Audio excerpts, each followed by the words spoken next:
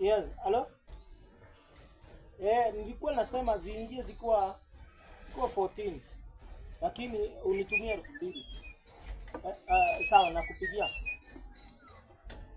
Kiongozi? Yes. Shika 5. Nimeshika. Niambie. Unajua ulinicall jana ukaniambia you want to see me. Na umefika, si ndio? Ndio maana nimekuja, unajua. Kuitwa na mzee na pasta. Unafaa utii. Tunatii mafuta sana.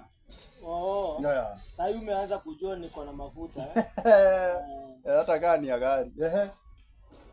Matusi. Pasta. So, kitu iko. Nilikuwa nataka nikutume. Sawa? Unaona ule msana wa Roiro Dani, wacha kujifanya uielewi kile nasema. Ule mweupe Muslim. Kuna pesa nilikuwa namfanyia kazi. Wewe? Nilikuwa namfanyia zile kazi zetu za content nini, adverts, lakini haja nilipata shilingi. Ile advert ya kuuza manguo kwa duka yake huku lipwa? Sijalipwa. Sasa kitu tunataka wananyang'anya mpaka pasta. Hawaogopi mafuta na laana.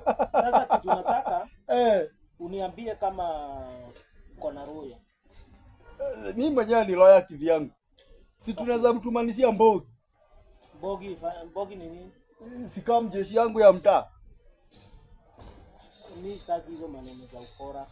Mimi mambo yangu ni straight forward. Na ndio maana uko straight forward, haulipwi. Sasa mambo ya lawyer, do you have money ya kununua lawyer, ya kuhaya, kufungua file, kutafuta advocate, kutafuta lawyer, time ya kwenda kotini, unamdai do ngapi? Inafika karibu 1,100 na kitu. 100,000. Si tunakwambia sasa hiyo 100,000 ukichukua lawyer utabaki na ngapi? Kwanza kufungua file ni karibu 40,000. Sawa. Nitafanya basi. Biblia nasema kwamba mtu akikudanganya kunyang'anya nguo ya nje, mpatie hata ndani. So unataka kumpelekea ngodha? Leta nimpelekee basi. Siwelanga mambo bwana. Sasa umeniambia alikunyang'anya nguo, sasa nimpelekea ngodha. Wewe ni wapi? Nakwambia vile alinyang'anya pesa.